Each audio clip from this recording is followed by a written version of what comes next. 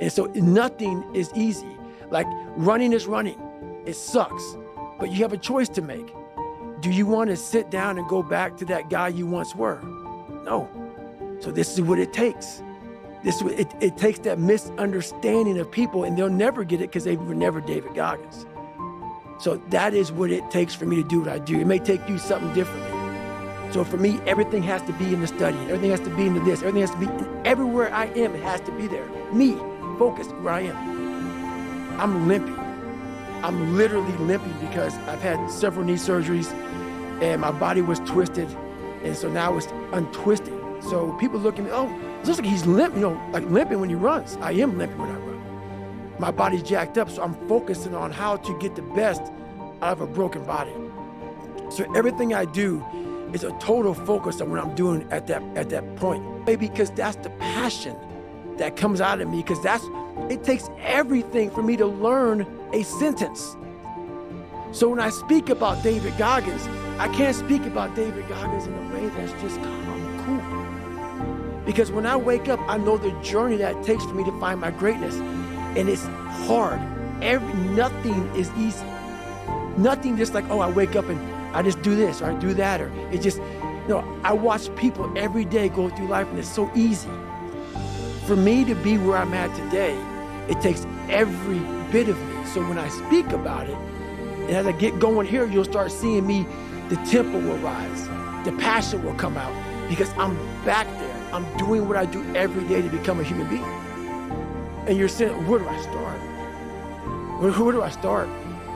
And obviously it was necessary. The more I talk about it, it was necessary, because what happened is I became haunted by the mere fact that this is my existence. And you got to live with that. And I lived with it for a lot of years.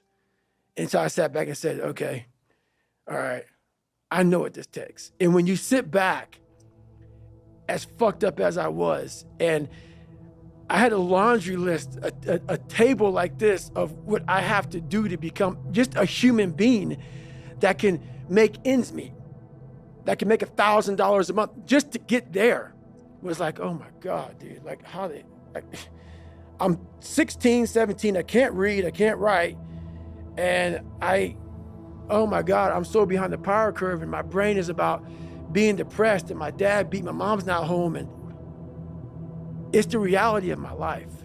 It's the reality of a lot of people's lives.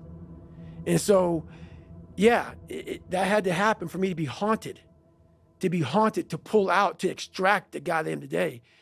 That haunting is something that's still there today. Because no matter how much you improve, no matter how much you change who you are, it's not permanent. You don't just wake up and say, oh my God, man, you're David Goggins, you break records, you do this, you do that. People want to know, how are you able to just be so hard? Because I never turned the fucking thing off. Because once it turns off, I go right back to the David Goggins that is. And that's the guy that I'm constantly fighting every day. And it's a choice. And that choice makes you misunderstood. It makes you crazy. That's why I hate fucking social media. In 2013, people wanted me to write my book. I did it in 2018. It took 5 years. And the reason why I didn't do it, I sat at a table and Jennifer was there. This is before she started working for me. I started dating her, whatever. And all these people were there. And they're like, man, you gotta go on social media. And I was like, fuck you, man. Like, I'm not, it's poison. It's poison because I knew what I did to get where I am. And I'm gonna have these people, these normal, everyday people, fat, lazy, exactly who I was, judging me. Because I know it, because I was once them. All my hard work, all my dedication, I'm gonna have some normal dude get his little brownie, his little ding-dong, ho-ho Twinkie, sit there with his coffee, picking me apart. Oh, he must be unhappy. He's just, do you know how hard it is to put these shoes on every damn morning? And I'm gonna have you pick me apart? Course of your childhood and in your young adulthood that no one ever got between you and the world. No. I forget where I heard it, that like if a kid has just one person that believes in them, Right. you know, and I had my trials and tribulations, but I had great coaches, great mentors. Right. I attached to them. I found them if they didn't necessarily find me. Right. But I'm realizing that your situation was no one's ever said, hey, I'm going to stand here next to you or get in front of you, Right. put a shield up.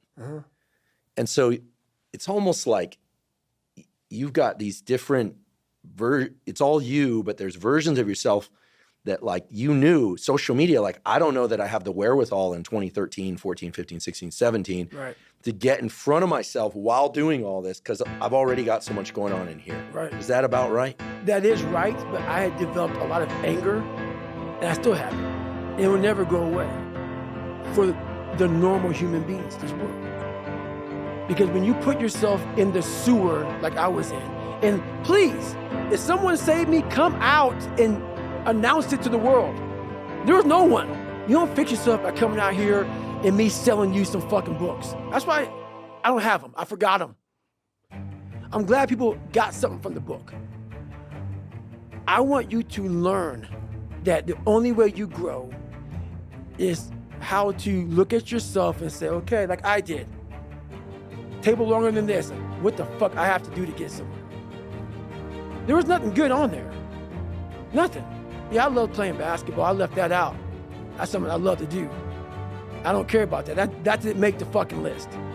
Because the list that I had to live by was the very list that was to get me at this table with you. To talk to you, to the normal human beings which I once was, about how you can get somewhere and how it looks. It looks very ugly. There's no fucking passion. There's no fucking motivation. There's no, oh my God, man, no. It's every day of your life just doing. Look at some shit. No, all those words are overused. They're bullshit. It's all bullshit. Just do. You're living. How do you want to live? How do you want to die? How do you want to fucking be remembered? That's it.